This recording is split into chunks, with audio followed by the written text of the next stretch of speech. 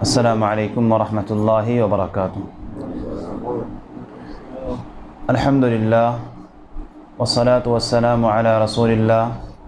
واشہد ان لا الہ الا اللہ واشہد ان محمدا عبدہ ورسولہ اما بعد۔ لقد قال اللہ تبارک وتعالى في كلامه المجید: اعوذ باللہ من الشیطان الرجیم، قل ان کنتم تحبون اللہ فاتبعونی یحببکم اللہ۔ معزز سامعین اور پردہ نشین خواتین، مائیں اور بہنیں، جیسا کہ آپ لوگوں نے پڑھا ہوگا کہ آج کا عنوان جو ہے بہت ہی حساس عنوان ہے اور جس کی ہمیں اشد ضرورت ہے۔ عنوان ہے منہج سلف میں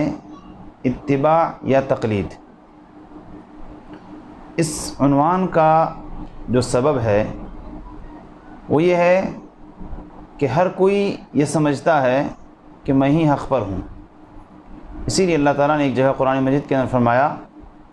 کہ کل حزب بما لدیہم فرحون۔ ہر جماعت، ہر آدمی، ہر جماعت والے یہ سمجھتے ہیں کہ ہم ہی حق پر ہیں اور اسی پر وہ خوش ہیں، لیکن بات ایسی نہیں ہے، بلکہ حق ایک ہی ہے، اس کے علاوہ جتنے بھی ہیں وہ کیا ہیں؟ باطل ہیں۔ لہذا ہم سب کو یہ جاننا ہے کہ حق کیا ہے، اور حق جان کر ہمیں اس کو اپنانا ہے، اور یہ بھی جاننا ہے کہ باطل کون سا ہے اور اس سے ہمیں بچنا ہے۔ لہذا ہم اس عنوان کے تحت کئی چیزیں آپ کو بتائیں گے۔ سب سے پہلی چیز یہ کہ اتباع کا مفہوم کیا ہے، اسی طرح سے تقلید کسے کہتے ہیں اور اس کی حقیقت کیا ہے، اس کی اصلیت کیا ہے، کیا اس کا وجود شریعت کے اندر موجود ہے، اور پھر جو لوگ اندھی تقلید میں مبتلا ہیں ان کے اوپر ہمارے کچھ ردود ہیں، ان کے کچھ جوابات ہیں۔ تو آئیے ہم سب سے پہلے اس موضوع کے مفہوم کو سمجھتے ہوئے آگے بڑھتے ہیں کہ اتباع کسے کہتے ہیں۔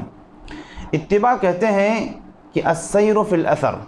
جس کو ہم اردو زبان میں کہتے ہیں نقش قدم پر چلنا۔ یعنی ایک آدمی چلتا ہے، اس کے پیروں کے نشان ہوتے ہیں، تو اسی کے ایک آدمی آگے چلتا ہے اور ایک آدمی پیچھے چلتا ہے، تو پیچھے والا انسان چاہتا ہے کہ ہم اس کی مکمل اتباع کریں، اور وہ اسی جگہ پر قدم رکھتا ہے جہاں آگے والا انسان قدم رکھتا ہے، یعنی اس کے قدموں کے نشانوں پر وہ اپنا قدم رکھتا ہے۔ اس کو کیا بولتے ہیں؟ اتباع بولتے ہیں، یعنی ان کے نقش قدم پر چلنا۔ اور اسی کو شرعی اصطلاح میں کہا جاتا ہے کہ دلائل کی روشنی میں شریعت کے مطابق چلنا، اس پر عمل کرنا، یہ اتباع کہلاتا ہے۔ لہذا قرآن مجید کے اندر اتباع کا لفظ کئی معنی میں استعمال ہوا ہے، ان میں سے چند معنی آپ کے سامنے میں بیان کرتا ہوں۔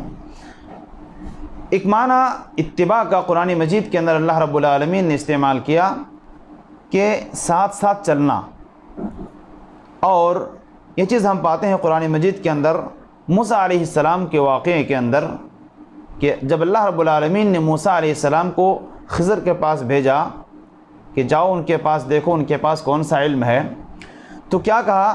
قال له موسیٰ هل اتبعك على ان تعلمني مما علمت رشدا۔ کیا کہا کہ موسیٰ علیہ السلام نے ان سے کہا هل اتبعك، کیا میں آپ کے ساتھ چل سکتا ہوں، آپ کی اتباع کر سکتا ہوں، تاکہ آپ مجھے وہ چیز سکھائیں جو اللہ تعالیٰ نے آپ کو سکھایا ہے۔ تو یہاں پر اتباع کا معنی ساتھ چلنے کے، یعنی موسیٰ علیہ السلام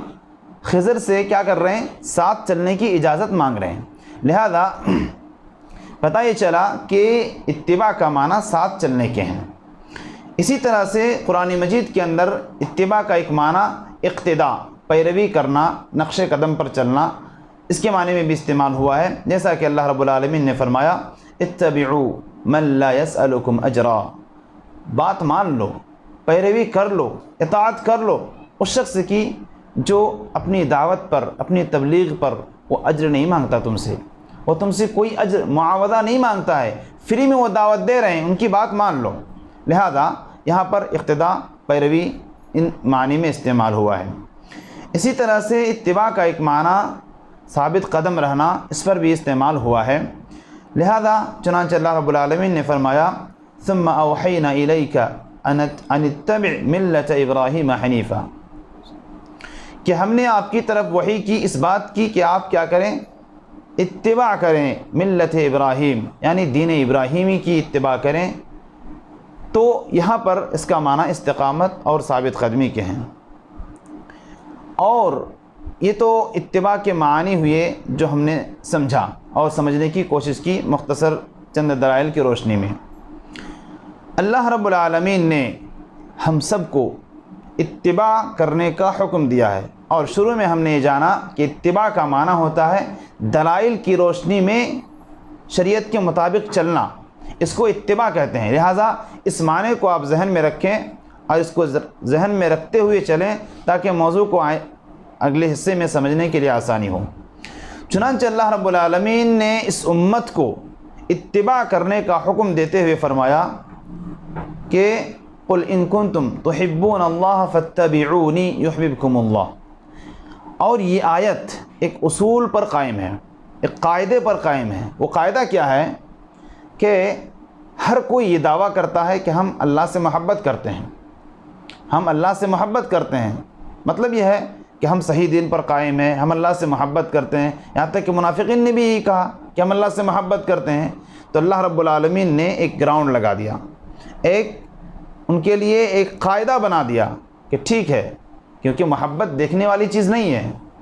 ہم تو فیصلہ نہیں کر سکتے ہیں، ظاہر پہ جو دکھے گا اسی پر ہم حکم لگا سکتے ہیں کہ وہ کہہ رہا ہے کہ ہم اللہ سے محبت کرتے ہیں۔ لیکن اس کے لیے اللہ رب العالمین نے قاعدہ مقرر کیا، کہا کہ قل ان کنتم تحبون اللہ، کہ اے محمد صلی اللہ علیہ وسلم آپ ان لوگوں سے کہیے کہ اگر تم حقیقت میں اللہ سے محبت کرتے ہو فاتبعونی، اس دائرے پہ آ جاؤ کہ تم میری اتباع کرو۔ گویا کہ اب یہاں پر فرق ہو جائے گا کس پر، منافقین اور مومنین کا، کہ اگر وہ رسول کی حقیقت میں پیروی کرتا ہے، پابندی کرتا ہے، ان کی اطاعت کرتا ہے، فرما برداری کرتا ہے، ان کے احکامات کو بجا لاتا ہے،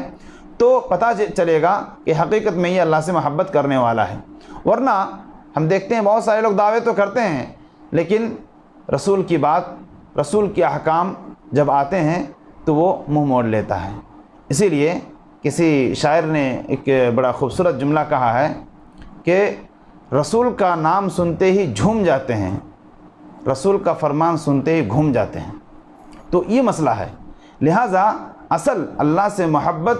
کے دعوے دار اسی وقت وہ سچے ثابت ہو سکتے ہیں جب وہ نبی صلی اللہ علیہ وسلم کو اپنا آئیڈیل اور اپنا نمونہ نہ مان لیں، ان کی بتائے ہوئے راستے پر نہ چلیں، ان کی اتباع نہ کریں مکمل طور سے، تب تک وہ اللہ کا سچا محب اور محبوب نہیں ہو سکتا ہے۔ اسی طرح سے اور بھی اللہ رب العالمین نے دوسری جگہ فرمایا وَأَنَّ هَذَا صِرَاطِي مُسْتَقِيمًا فَاتَّبِعُوهُ،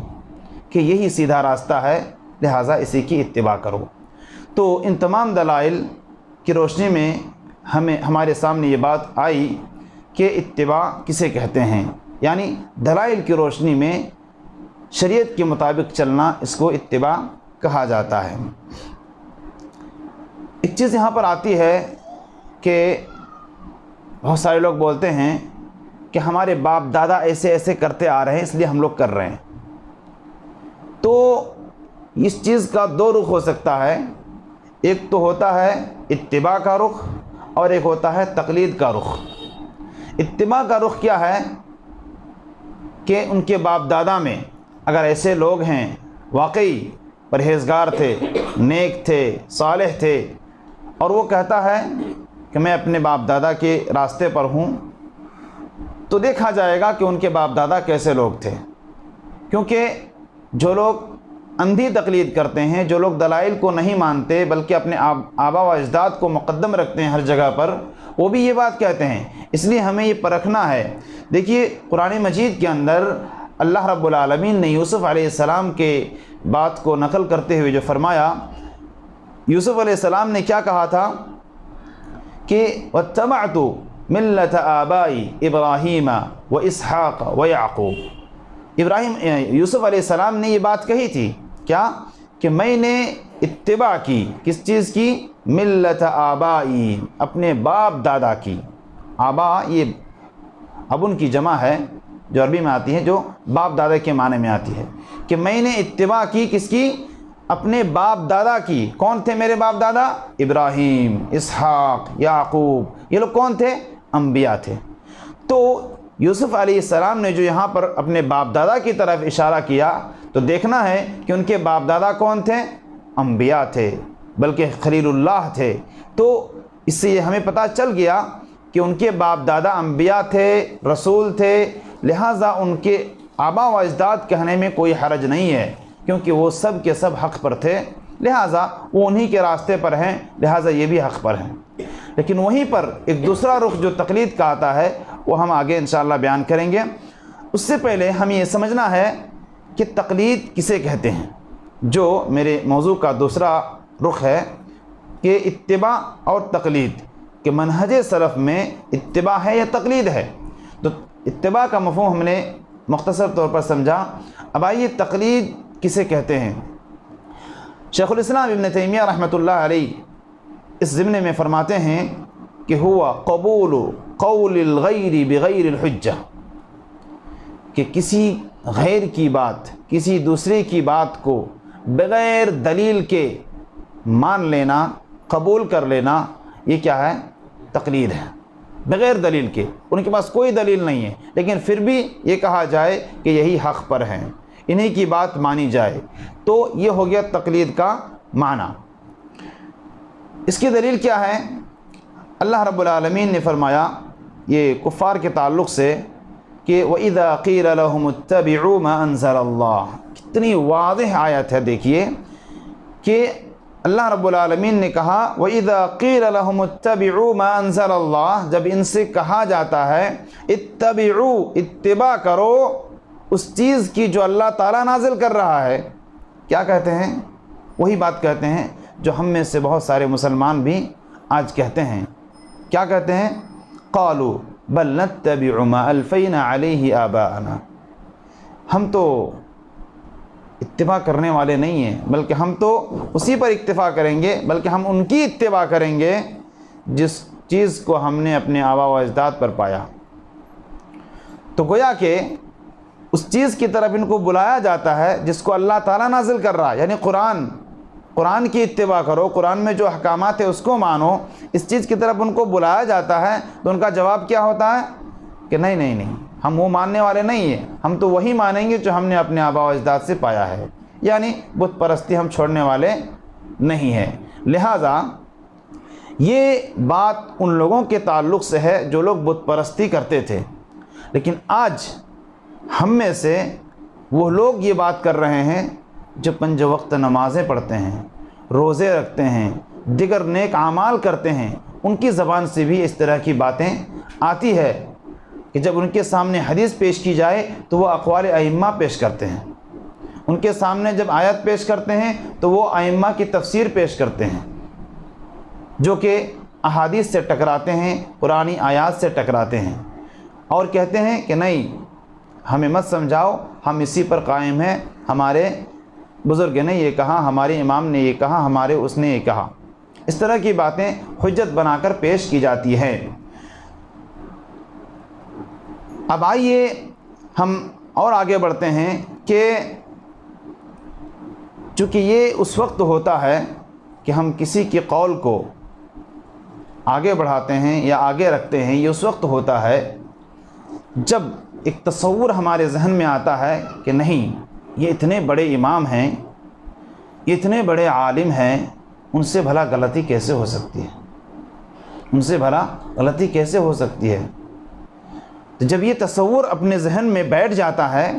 تو اس طرح کی باتیں زبان سے آنے لگتی ہے۔ اس تصور کو ہمیں توڑنا ہے اور یہ عقیدہ رکھنا ہے کہ انبیاء کے علاوہ انسان میں کوئی معصوم نہیں ہوتے ہیں، بلکہ اللہ رب العالمین نے انبیاء اکرام کو معصوم بنایا، اس کے علاوہ جتنے بھی انسان ہیں سب کے سب خطا کار ہیں، سب کے سب گناہ کرتے ہیں اور سب کے سب غلطیاں کرتے ہیں، چاہے وہ کتنا ہی بڑا امام کیوں نہ ہو، ان سے بھول ہوتی ہے، ان سے چوک ہوتی ہے، ان سے غلطیاں ہوتی ہے۔ اس چیز کو اگر ہم اپنے ذہن میں رکھتے ہیں تو بعض لوگ یہ کہتے ہیں کہ آپ فلاں امام کی عزت نہیں کرتے ہیں۔ نہیں، عزت کا مسئلہ الگ ہے۔ کون کہتا ہے کہ ہم ائمہ کی عزت نہیں کرتے ہیں؟ ہم تو ان کے لیے جب بھی زبان پہ ان کا نام آتا ہے ان کے لیے دعائیں کرتے ہیں۔ امام شافعی رحمۃ اللہ علیہ، امام مالک رحمۃ اللہ علیہ، امام ابو حنیفہ رحمۃ اللہ علیہ، امام اوزاعی رحمۃ اللہ علیہ، امام مالک رحمۃ اللہ علیہ، امام احمد بن حنبل رحمۃ اللہ علیہ، دعائیں بھیجتے ہیں ہم ان کے لیے، ان کی رحمت کی دعائیں کرتے ہیں ہم۔ پھر کون کہتا ہے کہ ہم ان کی عزت نہیں کرتے ہیں؟ کیا ان کے لیے غلطی کا امکان رکھنا یہ ان کے شان میں گستاخی ہے؟ اگر ہم یہ کہتے ہیں کہ یہ فلاں امام سے یہ غلطی ہو گئی تو کیا یہ ان کے شان میں گستاخی ہے؟ ہرگز نہیں ہے۔ ہم آپ کے سامنے کچھ انہی ائمہ کے اقوال پیش کریں گے جو اپنی غلطی کا احساس خود کرتے ہیں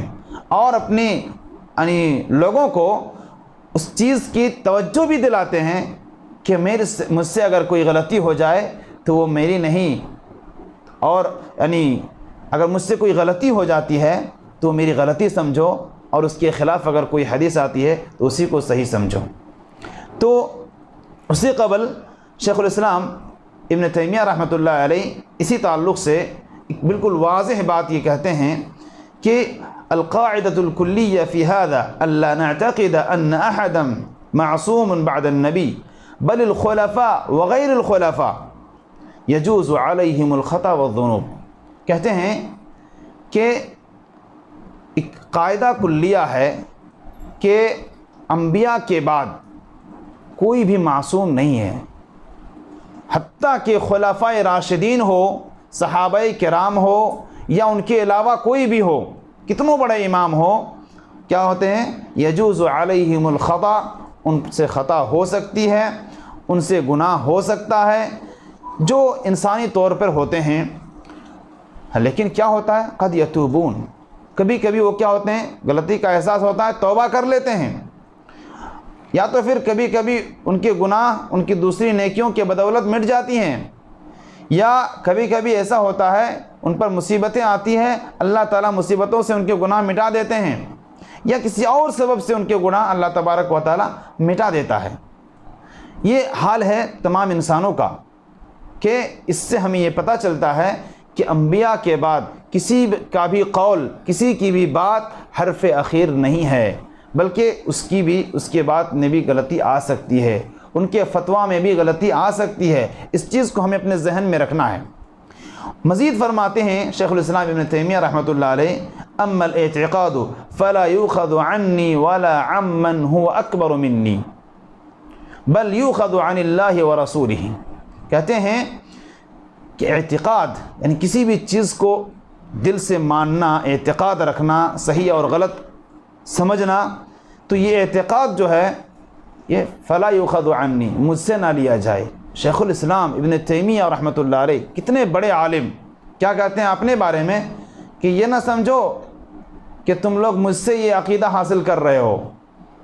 جو میں لکھتا ہوں کتابوں میں، جو میں لوگوں کو بولتا ہوں، ایسا نہیں کہ یہ میرا عقیدہ ہے، میرا بنایا ہوا عقیدہ ہے۔ نہیں، عقیدے کو نہ تو مجھ سے لو اور نہ ہی مجھ سے بڑے جو گزر چکے ہیں یا ابھی موجود ہیں مجھ سے بڑے سے لو، بلکہ عقیدہ جو لیا جاتا ہے کس سے؟ اللہ تبارک و تعالیٰ سے اور اس کے رسول صلی اللہ علیہ وسلم سے لیا جاتا ہے۔ وما اجمع علیہ سلف الامہ، اور پھر جس بات پر سلف امت یعنی سلف صالحین، صحابہ کرام، تابعین اعظام، تبع تابعین، جو بڑے بڑے اونچے طبقہ کے قرون اولا، قرون مفضلہ کے جو علماء ہیں، بڑے بڑے محدثین ہیں، ان کا جس بات پر اتفاق ہوا ہے ان سے عقیدہ لی جاتی ہے۔ فما کان فی القرآن وجب اعتقادہ، جو چیز قرآن میں موجود ہے اس پر اعتقاد رکھنا واجب ہے۔ اور اسی طرح سے وَكَذَلِكَ مَا ثَبَتَ فِي الْأَحَادِيثِ الصَّحِيحَةِ، اور جو چیز صحیح احادیث میں ثابت ہیں اس سے عقیدہ رکھنا ہمارے اوپر واجب ہوتا ہے۔ لہذا شیخ الاسلام ابن تیمیہ رحمۃ اللہ علیہ نے کہ ان دونوں اقوال کو اگر ہم جمع کریں تو نتیجہ یہ نکلتا ہے کہ کوئی بھی ہو دین کا مسئلہ کسی انسان سے، کسی عالم سے ثابت نہیں ہوتا، بلکہ دین کا شرعی مسئلہ وہ صرف اور صرف اللہ اور اس کے رسول سے ہی لیا جائے گا۔ اللہ اور اس کے رسول ہی سے اس مسئلے کو ثابت کر سکتے ہیں۔ اگر اللہ اور اس کے رسول سے اگر ثابت نہیں ہے تو پھر وہ مسئلہ ثابت نہیں ہو سکتا ہے۔ اب ایک سوال یہ ہے کہ جو ہم بولتے ہیں کہ ہم فلاں امام کی پیروی کرتے ہیں، فلاں امام کی تقلید کرتے ہیں، تو سوال یہ ہے کہ کیا کسی امام نے تقلید کرنے کا حکم دیا ہے یا تقلید کرنے کی بات کہی ہے؟ تقلید کا معنی ہم لوگوں نے سمجھا کہ بغیر دلیل کے کسی بات کو لینا، یعنی اس امام کی زبان سے جو بات نکل گئی مطلب وہ شریعت بن گئی، ایسا کسی نے کہا ہے؟ پوری تاریخ اسلامی کے اندر کوئی دکھا سکتا ہے کہ کسی امام نے اپنے شاگردوں کو یا اپنی گاؤں والوں کو یا جہاں پر وہ رہتے تھے اس علاقے والوں کو یہ کہا ہو کہ میری بات جو آئے گی اسی کو حرف اخیر مان لینا، میری بات کے آگے کسی کی بات نہیں چلنی چاہیے، اس طرح کی بات کسی نے کہی ہے؟ آئیے ہم دیکھتے ہیں۔ سب سے پہلے امام اعظم امام ابو حنیفہ رحمۃ اللہ علیہ یہ اپنے بارے میں کہتے ہیں لا يحل لمن يفتي من كتبي ان يفتي حتى يعلم من اين قلت۔ اس کو حافظ ابن عبد البر نے اپنی کتاب کے اندر نقل کیا ہے۔ امام ابو حنیفہ کا یہ قول ہے، وہ کہتے ہیں کہ کسی کے لیے حلال نہیں ہے کہ وہ فتویٰ دے میری کتاب سے من کتبی ان یفتی حتی یعلم من این قلت، ہو سکتا ہے میں نے کوئی فتویٰ دیا ہو، میری کتاب میں موجود ہو، لیکن اس وقت تک وہ اس بات کو دوسرے کے سامنے نقل نہ کرے، کسی کو فتویٰ نہ دے جب تک کہ وہ یہ جان نہ لے کہ میں نے کہاں سے کہا ہے، یعنی کیا میری بات قرآن و حدیث کے موافق ہے یا نہیں ہے، اس چیز کو پہلے وہ جانچے پرکھے، اس کے بعد ہی کسی کو بتائے۔ اور کیا کہتے ہیں کہ حلال نہیں ہے کسی کے لیے کہ وہ بغیر جانے ہوئے میری طرف کوئی بات نسبت کرے یا میرے حوالے سے کوئی بات کرے حالانکہ احادیث رسول میں اس کے خلاف آیا ہوا۔ تو یہ ہے امام ابو حنیفہ رحمۃ اللہ علیہ کا قول۔ اسی طرح سے ان کا ایک قول یہ بھی ہے کہ اذا صح الحدیث فهو مذہبی، جب حدیث صحیح ہو جائے، میری بات میرا فتویٰ کچھ اور ہو اور اس کے خلاف اگر کوئی حدیث آتی ہے جو کہ حدیث صحیح ہے، پھر کیا کرنا؟ وہی میرا مذہب ہے، وہی میرا طریقہ ہے، یعنی حدیث رسول میں جو ہے اس کو مانو، میری بات کو چھوڑ دو۔ اس کے بعد امام مالک رحمۃ اللہ علیہ کو دیکھیے، یہ کہتے ہیں کہ انما انا بشر اخطی و اصیب، میں انسان ہوں، غلطی کرتا ہوں، صحیح بھی بولتا ہوں، کچھ مسئلے میں غلطی ہوتی ہے، کچھ مسئلے میں صحیح بھی ہوتی ہے۔ فانظروا فی رأیی، تو تم لوگ میری رائے کو دیکھو، میری جو اپنی رائے ہے، اپنا فتویٰ ہے، اس کو دیکھو۔ فکل ما وافق الکتاب والسنہ،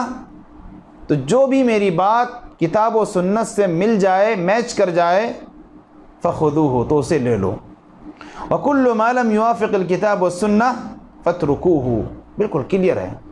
کہ ہر وہ میری بات جو کتاب و سنت سے ملتی نہیں ہے، کتاب و سنت میں کچھ اور حکم ہے، میرا فتویٰ کچھ اور ہے، تو کیا کرو؟ میری بات کو چھوڑ دو۔ امام دار الہجرہ جن کو کہا جاتا ہے امام و دار الہجرہ، مدینے کے امام مالک رحمۃ اللہ علیہ، سینکڑوں ہزاروں لوگوں نے ان سے سیکھا، تعلیم حاصل کیے، اتنے بڑے امام ہونے کے باوجود کیا کہتے ہیں کہ اگر میری بات غلط ثابت ہو جائے، احادیث رسول صحیح آ جائے، تو میری بات کو ٹھوکر مار دو، میری بات کو چھوڑ دو۔ تو یہ ہیں ائمہ کرام کے حالات اور یہ ان کی رائے اپنے علم کے بارے میں، اپنے فتووں کے بارے میں۔ اسی طرح مزید کہتے ہیں امام مالک رحمۃ اللہ علیہ، چونکہ یہ مسجد نبوی کے اندر یہ درس دیا کرتے تھے، ان کا جو حلقہ لگتا تھا مسجد نبوی کے اندر، تو یہ کہتے ہیں کل یؤخذ من قوله ویترک الا صاحب هذا القبر، ویشیر الی قبر النبی صلی اللہ علیہ وسلم، یہ امام مالک رحمۃ اللہ علیہ جو مدینہ کے اندر مسجد نبوی میں ان کا درس ہوا کرتا تھا، یہ کہتے ہیں اپنے شاگردوں سے کے سامنے مخاطب ہو کر کہتے ہیں کہ کل یؤخذ من قولہ ویترک، ہر انسان اس کی بات کو لی بھی جا سکتی ہے اور چھوڑی بھی جا سکتی ہے، صحیح ہو تو لے لیں گے، غلط ہو تو چھوڑ دیں گے، ہر انسان کی بات سوائے اس قبر والے کی، یعنی اشارہ ہے نبی صلی اللہ علیہ وسلم کی قبر کی طرف، یعنی ان کی بات یعنی رسول اللہ صلی اللہ علیہ وسلم کی بات کو صرف لی جائے گی، چھوڑی نہیں جائے گی۔ اس کے علاوہ کسی کا بھی قول ہو، چاہے وہ کتنا ہی بڑا ہو، چاہے وہ یعنی کتنا ہی بڑا عالم ہو، کتنا ہی بڑا امام ہو، ان کی بات کو لی بھی جا سکتی ہے اور چھوڑی بھی جا سکتی ہے، یعنی صحیح ہو تو لی جا سکتی ہے، کتاب و سنت کے موافق ہو اس کو قبول کیا جا سکتا ہے، اور اگر وہ کتاب و سنت کے خلاف ہو تو اس کو چھوڑا جا سکتا ہے، بلکہ چھوڑنا ہے۔ تو یہ ہے امام مالک رحمۃ اللہ علیہ کا دو ٹوک فیصلہ اپنے غلط فتووں پر یا اپنے بھول پر کہ میری بات حرف اخیر نہیں ہے۔ تو لہٰذا جب یہ امام خود اپنے بارے میں یہ وضاحت کرتے ہیں تو ان کے ماننے والوں کو یہ چیز سمجھنا چاہیے۔ اس کے بعد آئیے امام شافعی رحمۃ اللہ علیہ،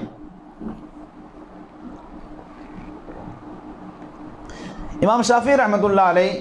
یہ کہتے ہیں اذا صح الحدیث فهو مذهبی واضربوا بقولی عرض الحائط۔ امام شافعی رحمۃ اللہ علیہ کا قول ہے، کہتے ہیں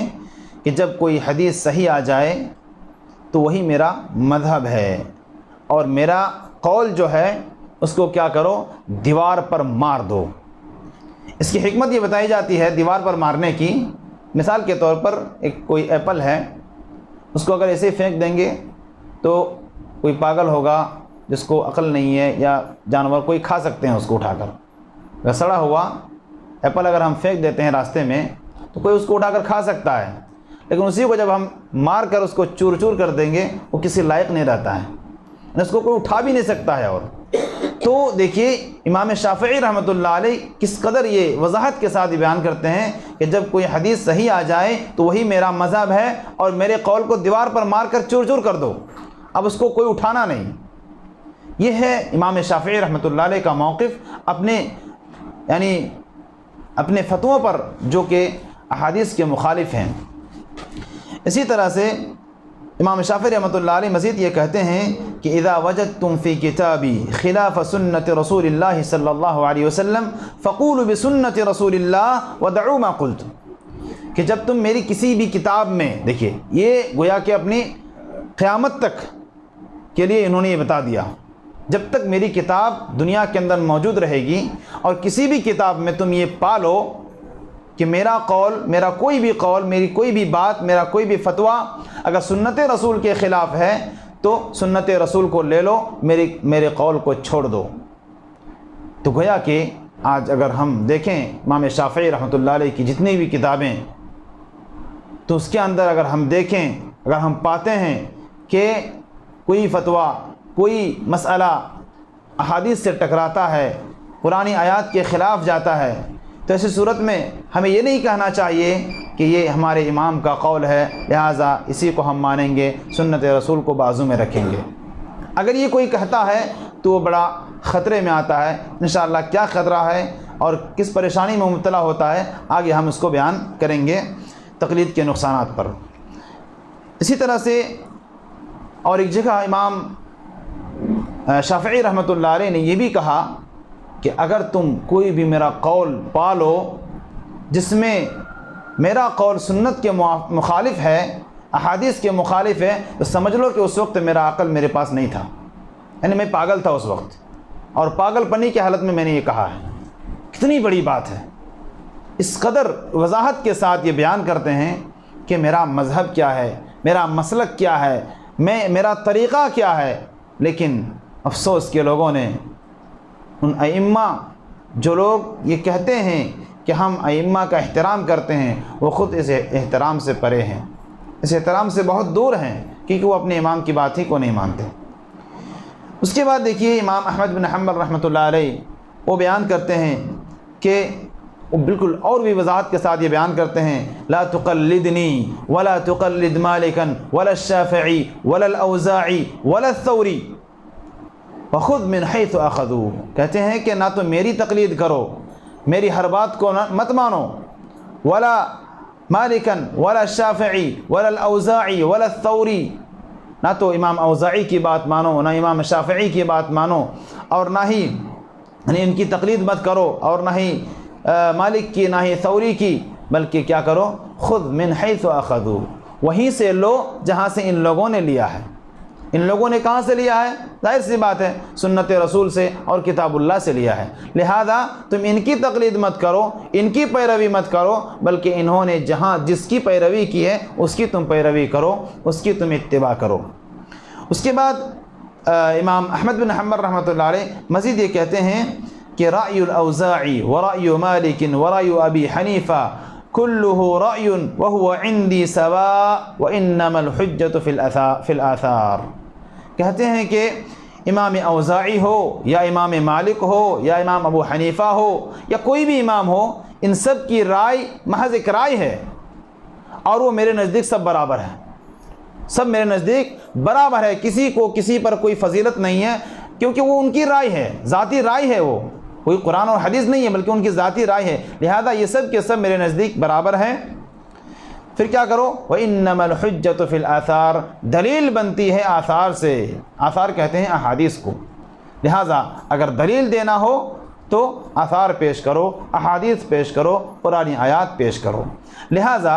ان تمام اقوال ائمہ اربعہ کے جو اقوال ہیں، ان سے صاف طور پر یہ معلوم ہو گیا کہ ان کا کیا منہج تھا، ان کا کیا طریقہ تھا نصوص کو لینے کے معاملے میں، نصوص پر عمل کرنے کے معاملے میں۔ اب جو لوگ اس راستے سے ہٹ کر کے، بلکہ وہ خود اپنے امام کے راستے سے ہٹ کر کے جو چلنا چاہتے ہیں اور کسی کو امام بنا کر بس اسی کے پیچھے چلنا چاہتے ہیں، دیکھتے نہیں کہ وہ حق ہے یا باطل ہے، یا ان کا فتویٰ صحیح ہے یا غلط ہے، قرآن کے موافق ہے یا نہیں ہے، ان کے لیے اللہ رب العالمین کی یہ وعید ہے، یوم یعض الظالم علی یدیہ یقول یا لیتنی اتخذت مع الرسول سبیلا یا ویلتا لیتنی لم اتخذ فلانا خلیلا، قیامت کے دن یہ آئیں گے، اپنے ہاتھ کو چبائیں گے افسوس کے مارے، اور کہیں گے کاش کہ ہم رسول کا راستہ اختیار کرتے، فلاں فلاں فلاں فلاں کو ہم اپنا امام اور اپنا یعنی خلیل نہ بنائے ہوتے تو کاش کہ یعنی شاید یہ بہتر ہوتا اور ہم نجات پاتے۔ اب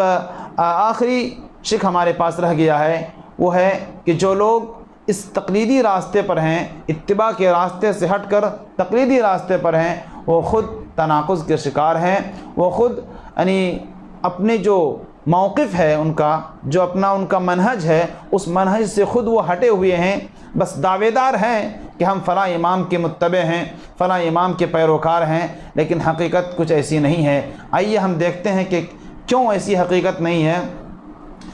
دیکھیے، اگر ہم نے ان تمام پچھلی باتوں سے یہ معلوم کیا کہ ائمہ کرام کا کیا منہج تھا، تقلید کسے کہتے ہیں، اتباع کسے کہتے ہیں، اگر اور جیسا کہ ہم نے یہ بات بھی جانی کہ ائمہ نے بالکل وضاحت کر دی، کسی نے تقلید کرنے کے لیے نہیں کہا، یہ بات ہم لوگ جان چکے۔ اب اگر مان لیتے ہیں، اس کو بولتے ہیں بفرض محال، ایسا تو ہے ہی نہیں، لیکن اگر مان بھی لیتے ہیں کہ ائمہ نے تقلید کرنے کے لیے کہا ہے، اگر مان لیتے ہیں ماننے کی حد تک، تو ایک سوال یہ ہوتا ہے کہ چلو امام نے کہا تقلید کرو، اور اللہ رب العالمین نے کہا قُلْ إِن كُنتُمْ تُحِبُّونَ اللَّهَ فَاتَّبِعُونِي، اللہ تعالیٰ یہ کہہ رہا ہے، اللہ تعالیٰ ہمیں یہ حکم دے رہا ہے کہ تم رسول کی اتباع کرو، فَاتَّبِعُونِي، میری اتباع کرو، اور ایک امام یہ کہتا ہے کہ تم میری اتباع کرو۔ مان لیتے ہیں، اگر کسی امام نے کہا بھی ہو، اگر ہم مان لیتے ہیں کہ کسی امام نے کہا کہ تم میری اتباع کرو، میری بات کو مانو، اور اللہ تعالیٰ دوسری طرف یہ کہہ رہا ہے کہ تم اپنے رسول کی اتباع کرو، آپ کس چیز کو مانیں گے؟ رسول اللہ کی بات کو ٹھکرائیں گے یا امام کی بات کو ٹھکرائیں گے؟ دونوں میں سے کوئی ایک کرے۔ لہٰذا ایک عقل مند مسلمان ایمان رکھنے والا کبھی بھی اس چیز کو گوارا نہیں کرے گا کہ وہ اپنے نبی اور اپنے یعنی اللہ رب العالمین کی بات پر امام کی بات کو ترجیح دے گا۔ لہٰذا جو یہ کہتے ہیں کہ ہم یعنی ائمہ کی اتباع کرتے ہیں، لہٰذا وہ کہیں نہ کہیں وہ ایک راستے کو چھوڑتا ہے اور کسی ایک راستے کو اپناتا ہے، تو لہٰذا اس کو سمجھنا چاہیے کہ اللہ رب العالمین کا یہ حکم ہے کہ تم اللہ کے رسول کی اتباع کرو، لہٰذا نبی صلی اللہ علیہ وسلم کی اتباع اور ان کی پیروی میں ہمارے لیے خیر ہے، اور ائمہ کی جو صحیح باتیں ہیں ان کو لی جائے اور ان کی غلط باتوں کو کنارہ کیا جائے تاکہ ہم سنت رسول پر باقی رہ سکیں۔ اسی طرح جو لوگ تقلید کی بات کرتے ہیں تو وہ کہیں نہ کہیں اس عقیدے کو مانتے ہیں کہ اگر ان سے ہم پوچھیں کہ اگر تقلید کے بغیر کیا کوئی جنت جا سکتا ہے؟ تقلید کرنا اگر واجب ہے، فرض ہے، کسی امام کے پیچھے رہنا ضروری ہے، ان کی ہر بات کو ماننا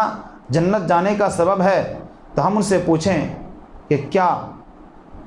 امام ابو حنیفہ کو ماننے والے جنت میں چلے جائیں گے، لیکن امام ابو حنیفہ نعوذ باللہ جہنم میں جائیں گے، کیونکہ انہوں نے تو کسی کی تقلید نہیں کی۔ امام ابو حنیفہ کی لوگ تقلید کرتے ہیں، ان کی بات کو مانتے ہیں، لہٰذا تقلید کرنا واجب ہے اگر، تو امام ابو حنیفہ نے کن کی تقلید کی؟ وہ تو کسی کی نہیں کیے، پھر وہ جہنم میں جائیں گے، ان کے ماننے والے جنت میں کیسے جا سکتے ہیں؟ تو یہ ایک تناقض ہے جو ان کے اندر یہ پایا جاتا ہے۔ یہ ہر امام کے ماننے والوں سے آپ پوچھ سکتے ہیں کہ اگر تقلید کرنا واجب ہے، کسی امام کے پیچھے رہنا واجب ہے، تو ہم تو جنت میں چلے جائیں گے، لیکن ہمارے امام کہاں جائیں گے؟ کیونکہ انہوں نے تو کسی کی تقلید نہیں کی۔ اور پھر اس امام سے پہلے جو لوگ پیدا ہوئے تھے اور جو مر گئے، وہ لوگ کہاں جائیں گے؟ انہوں نے تو کسی کی تقلید نہیں کی، وہ صحابہ اکرام کا زمانہ تھا، تابعین نظام کا زمانہ تھا، وہ کہاں جائیں گے؟ تو یہ اس طرح سے ایک غلط عقیدہ ہمارے اندر بیٹھ رہا ہے، اس کو ہمیں دور کرنے کی ضرورت ہے۔ اسی طرح سے جو لوگ تقلید کا دعویٰ کرتے ہیں، میں نے کہا کہ وہ لوگ اصل میں اپنے امام کی بات بھی نہیں مانتے، کیونکہ ہر امام نے یہی کہا، جس کا خلاصہ یہ ہے اذا صح الحدیث فهو مذہبی، ہر امام نے یہی بات کہی۔ اگر دیکھا جائے تو تمام کا خلاصہ یہی نکلتا ہے کہ جب حدیث صحیح آ جائے اور ہمارا فتویٰ غلط ہو جائے تو وہی میرا مذہب ہے، یعنی صحیح حدیث کو پکڑ لو، میری بات کو چھوڑ دو۔ کہاں چھوڑ رہے ہیں؟ حدیث آ جاتی ہے لیکن چھوڑتے نہیں ہیں، جبکہ جو لوگ حقیقت میں سلف صالحین تھے، جو لوگ حقیقت میں منہج سلف پر قائم تھے، انہوں نے کسی کو نہیں دیکھا، بلکہ دیکھا یہ قال اللہ قال الرسول، دیکھا کہ یہ اللہ کا قول ہے، یہ اللہ کے رسول صلی اللہ علیہ وسلم کا قول ہے، پھر انہوں نے اس کو مانا۔ حتیٰ کہ امام ابو حنیفہ کے جو بڑے بڑے شاگرد تھے، امام ابو یوسف کو لے لیں یا محمد کو لے لیں، انہوں نے امام ابو حنیفہ کی زندگی میں کہا جاتا ہے کہ ثلث یعنی 2/3 حصے مسائل میں ان سے اختلاف کیا۔ امام ابو حنیفہ رفع الیدین کے قائل نہیں، امام محمد امام یوسف یہ رفع الیدین کے قائل ہوتے ہیں، ان کے شاگرد ہیں، خود انہی کی مجلس میں اختلاف کرتے ہیں، کیونکہ ان کے پاس دلیل ہوتی ہے، ان کے پاس دلیل نہیں ہوتی ہے۔ تو اس طرح کی بہت ساری مثالیں موجود ہیں، لہٰذا یہ لوگ بھی اپنے امام کو نہیں مانتے ہیں اچھی طرح سے، کیونکہ جو اس بات کو مان لے گا وہی حقیقت میں وہ اس امام کی بات کو مانتا ہے۔ اسی طرح سے تقلید کرنے والے بڑے خطرناک موڑ پر آ جاتے ہیں، اور اگر اس پر تساہلی ہوئی تو یقین جانیں کہ یہ یہود و نصارہ سے بھی مشابہت کرتی ہے، کیونکہ جب ایک آدمی تقلید پر اندھا ہو جاتا ہے، اس کو دلائل کی ضرورت بھی نہیں ہوتی ہے، بس امام نے جو کہا، ہمارے مسئلے میں جو آیا وہی حق ہے، تو اس طرح کی اگر موقف اختیار کرتا ہے کوئی، دلائل کو تلاش بھی نہیں کرتا، اس کی کھوج بھی نہیں ہوتی ہے، تو ایسا انسان یہود و نصارہ کے مشابہت اختیار کرنے لگتا ہے۔ وہ کس طرح سے؟ وہ اس طرح سے کہ چونکہ اللہ تبارک و تعالیٰ نے فرمایا یہود کے بارے میں اتخذوا احبارهم ورهبانهم اربابا من دون اللہ، کہ ان یہودیوں نے، نصارہ نے کیا کیا؟ اپنے علماء کو، اپنے عباد کو کیا کر لیا؟ الہ بنا لیا۔ اللہ تعالیٰ نے کیا کہا؟ الہ بنا لیا۔ تو عدی بن حاتم موجود تھے، کہا کہ یا رسول اللہ، ہم لوگ تو نصارہ تھے، جب وہ غیر مسلم تھے، نصارہ تھے، کہا ہم نے تو ان کی عبادت نہیں کی تھی، لیکن اللہ نے تو یہ کہا کہ انہوں نے ان کو عبادت یعنی رب بنا لیا تھا، ہم نے ان کو رب نہیں بنایا تھا، ہم نے ان کی عبادت نہیں کی تھی۔ تو نبی صلی اللہ علیہ وسلم نے کہا کیا ایسا نہیں تھا کہ جس چیز کو وہ حلال یعنی حرام کو حلال کرتے یعنی اور حرام کو حلال کر دیتے، تم لوگ بات مانتے یا نہیں تھے؟ مانتے تھے یا نہیں؟ کہا کہ ہاں ایسا تو ہوتا تھا۔ کہا یہی ہے عبادت، یہی ہے عبادت۔ تو اگر کسی مسئلے میں اس طرح کی باتیں ہوں اور پھر ان کے سامنے دلائل رکھے جائیں جو کہ قرآن و حدیث بالکل اس فتوے کے خلاف ہو، پھر اس کو ماننے میں اگر حرج محسوس کیا جائے، باپ دادا کی رگیں کھینچنے لگے اور معاشرہ اور سماج کی رگیں کھینچنے لگے اور دلائل کو ماننے سے کترانے لگے، تو پھر کہیں نہ کہیں یہ ان سے مشابہت ہونے لگتی ہے۔ لہٰذا یہ خطرناک معاملہ ہے، لہٰذا ہمیں اس سے بچنا چاہیے۔ اور آخری بات یہ ہے کہ جن ائمہ کی تقلید کی جاتی ہے وہ ائمہ دو اجر میں سے دو اجر کے مابین رہے، کیونکہ وہ مجتہد تھے، وہ اپنے علم کے مطابق وہ کیا تھے؟ مجتہد تھے، وہ کوشش کرنے والے تھے، ان کے پاس دلائل کی کمی تھی۔ آج جس طرح کتابیں موجود ہیں، انٹرنیٹ پر موجود ہیں، لائبریریاں بڑی بڑی قائم ہیں کتابوں کی شکل میں،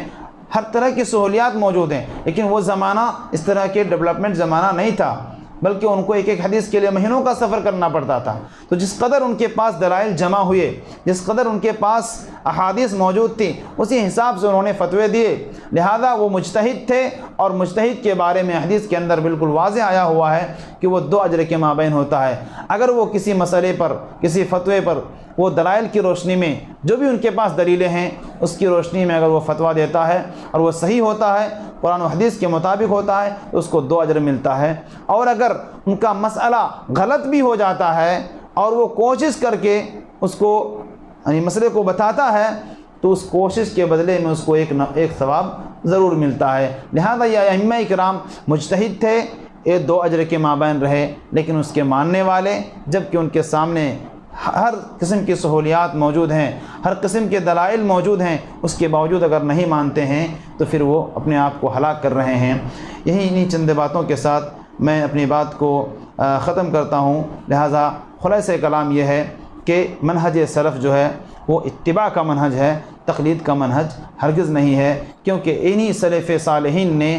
امت کو یہی دعوت دی کہ اذا صح الحدیث فہو مذہبی، کہ جب صحیح حدیث آ جائے تو وہی ہمارا مذہب ہے، وہی ہمارا مسلک ہے، وہی ہمارا منہج ہے۔ لہٰذا ہم سب کو چاہیے کہ ہم منہج سلف کی جستجو میں رہیں، اور منہج سلف کہیں بھی مل جائے ہمیں اس کو پکڑ لینا ہے، اور منہج تقلید کو ہمیں دور رکھنا ہے اور ان سے ہمیں دور رہنا ہے۔ اللہ رب العالمین سے دعا ہے کہ اللہ رب العالمین ہمارے اندر منہج سلف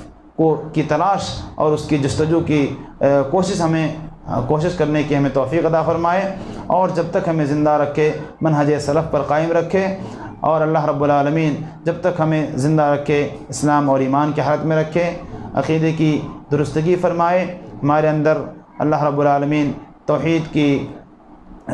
کی تڑپ اور توحید اور اللہ رب العالمین کی محبت ہمارے اندر پیدا فرمائے، اور ہمیں شرک اور بدعات و خرافات اور اس طرح کے تقلید جیسی بری عادتوں سے، بری بیماریوں سے ہم سب کو بچائے۔ آمین۔ وآخر دعوانا الحمدللہ رب العالمین۔